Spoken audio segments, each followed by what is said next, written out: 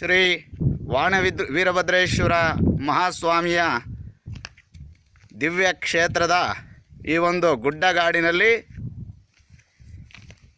ಅಚ್ಚರಿ ಮೂಡಿಸಿದಂತೆ ಒಂದು ಗುಡ್ಡದಲ್ಲಿರತಕ್ಕಂಥ ಒಂದು ಗುಂಡು ಕಲ್ಲು ಅದರದೇ ಆಗಿರ್ತಕ್ಕಂಥ ಭಾಷೆಯಲ್ಲಿ ಮಾತಾಡ್ತಾ ಇರ್ತಕ್ಕಂಥದ್ದು ನಾವಿಲ್ಲಿ ನೋಡ್ತಾ ಇದ್ದೀವಿ. ಇಲ್ಲಿ ಯಾವುದೇ ಒಂದು ಜಾದು ಇಲ್ಲ, ಯಾವುದೇ ರೀತಿಯಾಗಿರ್ತಕ್ಕಂಥ ಜನಗಳ ಒಂದು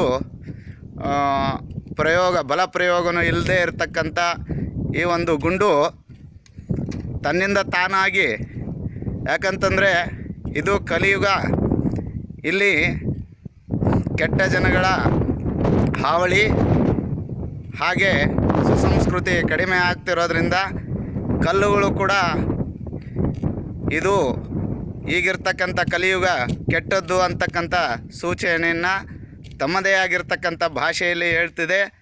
ಇದು ಈ ಒಂದು ಸ್ಥಳದ ವಿಶೇಷವಾಗಿದ್ದು, ಈ ಒಂದು ಗುಂಡಿನ ದರ್ಶನವನ್ನು ಯಾರ್ಯಾರು ಮಾಡ್ತಾ ಇದ್ದೀರಿ ಅವ್ರ ಕರ್ಮಗಳೆಲ್ಲ ದೂರ ಆಗ್ತಿದ್ದಾವೆ.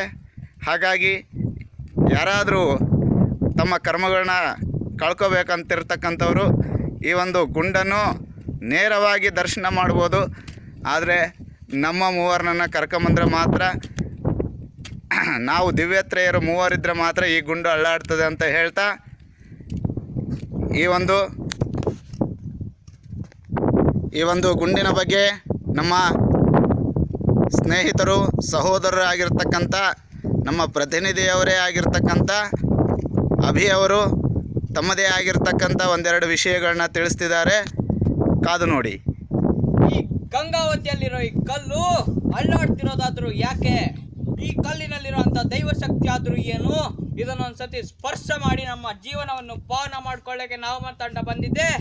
ನಮಸ್ಕಾರ ಮಾಡ್ತಾ ಇದ್ದೀನಿ, ನೋಡಿ. ನಾವು ಮಾಡ್ತಾ ಇರೋದು ತಮಾಷೆಗಾಗಿ.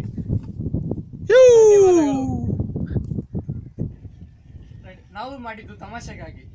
ಇದರಲ್ಲಿ ಯಾವುದೇ ರೀತಿ ಮೋಸ ಇಲ್ಲ, ಇದರಲ್ಲಿ ಯಾವುದೇ ರೀತಿ ಅಳ್ಳೋಡೋದೇ ಇಲ್ಲ ಕಲ್ಲು. ಇಂಥ ಹಲವಾರು ವಿಡಿಯೋಸ್ಗಳಿಗೆ, ಫನ್ನಿ ವಿಡಿಯೋಸ್ಗಳಿಗೆ ನಮ್ಮ ಚಾನಲನ್ನು ಸಬ್ಸ್ಕ್ರೈಬ್ ಮಾಡಿ.